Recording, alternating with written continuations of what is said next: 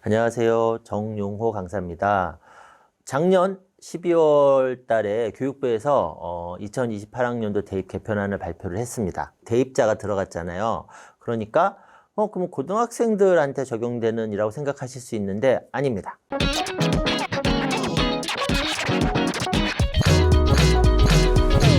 네, 2028학년도 대입 개편안은 2028년도에 대학에 입학하는 아이들부터 적용되는 개편안이에요. 그럼 그 아이들이 누구냐면은 2024년 올해 기준으로 중학교 3학년 아이들부터입니다. 중학교 3학년, 2학년, 1학년. 요 중학생들은 이제 뭐 바로 적용이 되는 아이들이고, 그 다음에 초등학교 6학년, 5학년, 4학년, 심지어 3학년. 이 아이들에게도 적용될 수 있는 개편안입니다.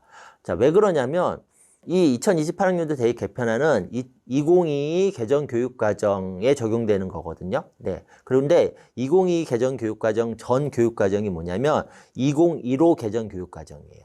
그래서 우리나라 교육과정은 자, 2015에서 2022로 갔죠. 그러니까 7년 후에 바뀐 거거든요. 이런 식으로 6년에서 7년 정도 요 텀으로 이제 교육과정이 바뀝니다.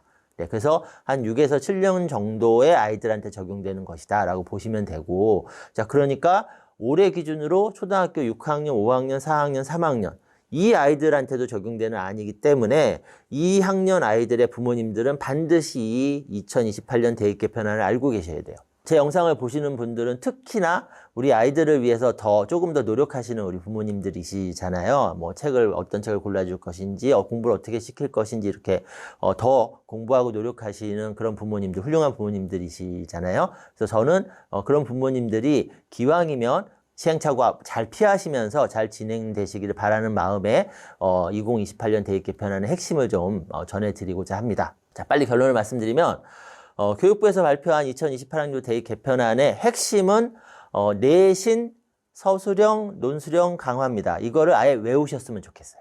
그래서 앞으로 내 아이 수학 공부 뭐 해야 되나, 영어 공부 뭐 해야 되나, 그 다음에 수학 영어는 아니더라도 다른 공부 뭐 좋다고 하는데 무슨 어느 나라에 뭐라고 하고 어떤 되게 유명한 무슨 프로그램이라고 이런 얘기들 많이 들려오잖아요. 그러면은 그거를 할 것인지 말 것인지를 정하실 때 무조건 1순위로 내신, 서술형, 논술형에 도움이 되는가부터 판단을 하셨으면 좋겠고, 그 다음에 내 아이 공부 진행을 할 때 뭘 해야 되나라는 생각을 하실 때에도 일단 현재 내 아이가 내신, 서술형, 논술형 대비가 잘 되고 있는지부터 판단하셨으면 좋겠어요. 다시 말씀드립니다.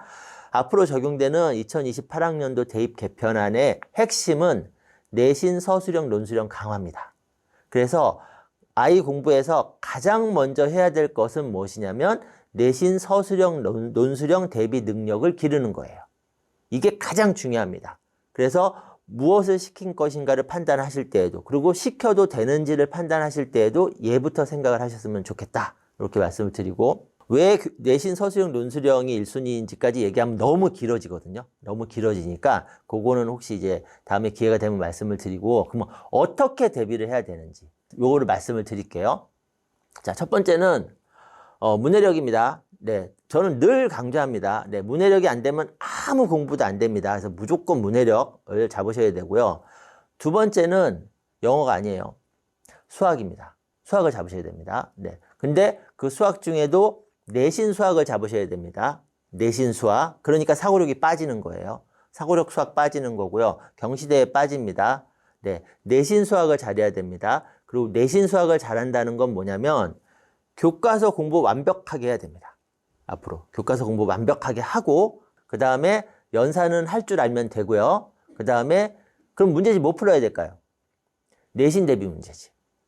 내신 대비 문제집을 푸셔야 되는 거예요. 그래서 수학 공부는 요 세 가지, 제가 방금 말씀드린 교과서 공부 완벽하게 하고, 그 다음에 연산 할 줄 알게 하고, 그 다음에 학기별, 초등학교 때 학기별로 내신 대비 문제집 2권을 풀리셔야 돼요. 이게 돼야지 수학, 내신, 서술형, 논술형 대비가 됩니다.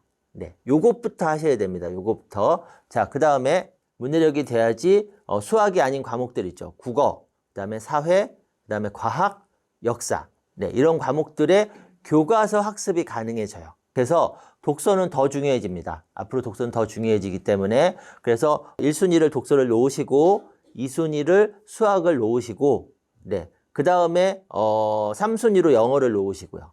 자, 여기까지 한 상태에서 내 아이가 무언가 다른 공부를 더 할 수 있는 시간적 여유가 되고 그 다음에 학습에 대한 그 피로도가 그렇게 높지 않다라고 한다면은 추가로 뭘 하시는 건 괜찮아요. 하지만 그게 안 된다. 지금 뭐 수학도 뭐 좀 만만치 않다. 영어도 만만치 않다. 독서도 뭐 만만치 않다. 만약에 이런 상태라면 다른 걸 생각할 수가 없습니다. 네, 3개부터 잡으셔야 된다. 이렇게 말씀을 드리고 싶고 그 다음에 하나만 더 말씀드리면 내신 서술형, 논술형이라고 얘기를 했잖아요. 근데 이 논술 때문에 논술 쪽에서 마케팅을 많이 할 수가 있습니다. 근데 여기서 말하는 논술은 내신 논술입니다. 헷갈려 하시면 안 됩니다. 우리가 알고 있었던 기존의 일반 논술이 아니에요. 대입 논술이 아니라 내신 논술입니다. 그래서 이 내신 논술도 막연한 논리적 글쓰기가 아니라 철저하게 교과서를 베이스로 한 글쓰기 문제가 나올 거예요. 그래서 논술을 1순위에 두시면 안 돼요. 서술형, 논술형 강화한다고 했는데 논술을 1순위에 두시면 안 되고 서술형을 1순위에 두셔야 됩니다. 자, 구분을 할게요. 서술형 문제가 있고 논술형 문제가 있습니다. 서술형 문제는 어떤 문제냐면 이렇게 생각하시면 돼요. 설명 쓰기 문제입니다. 예를 들면 수학 문제를 주고 이 문제의 답을 구해라가 아니라 답도 구하고 이 문제를 어떻게 풀었는지 설명해라. 요겁니다. 요게 서술형 문제, 설명 쓰기라면은 논술형 문제는 말 그대로 주장도 해야 돼요. 단순하게 설명만 하는 게 아니에요. 주장까지 해야 됩니다. 나는 어떻게 생각하는지. 이게 논술형 문제거든요. 근데 둘 다 교과서 베이스라는 거. 자, 그런데 먼저 정복해야 될 문제는 서술형 문제입니다. 설명 쓰기 문제.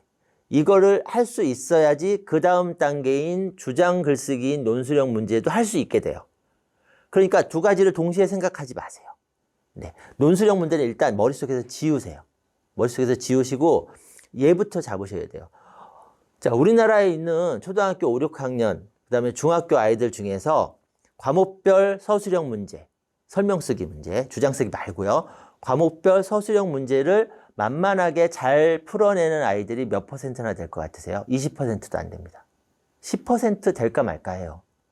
80에서 90% 아이들이 논술은 둘째치고 서술형 문제도 제대로 대처를 못하고 있는 게 현실이거든요. 그래서 다시 한번 당부드리는데 서술형, 논술형 강조하는 건 맞아요. 근데 논술은 머릿속에서 지우시고 일단 과목별 서술형 잡는 데 집중을 하시고 과목별 서술형을 잡는 방법은 방금 앞에서 말씀드린 뭐부터요? 문해력부터 잡으시고 수학으로 공부 습관 들이고 그 다음에 과목별 이제 서술형 대비는 초등학교 고학년 가서 하는 겁니다. 네, 이렇게 정리해서 말씀을 드리겠습니다. 2028학년도 대입 개편안 때문에 여러 가지 얘기들이 지금 나오고 있어요. 뭐 수능이 변별력이 낮아졌다, 뭐 내신이 변별력이 낮아졌다, 뭐 논술형이 다시 부활이 될 거다, 면접이 강화가 될 거다, 뭐 온갖 얘기들이 나오고 있는데 우리 초등 학부모님들 걱정하실 필요 없습니다. 그리고 혼란스러워 하실 필요 없습니다. 그냥 기본이 충실하면 돼요. 그 다음에 내신만 기억하시면 돼요. 그래서 내신을 기본 충실하게 탄탄하게 차근차근 공부하시면 다 대비가 됩니다. 다 대비가 될 수 있으니까 열심히 노력하시는 우리 부모님들 화이팅 하시고 요 핵심만 잘 잡으셔가지고 선택과 집중을 잘 하셨으면 좋겠습니다. 네, 저는 다음 기회에 또 말씀드릴 기회가 되면은 잘 준비해서 말씀드리겠습니다. 감사합니다.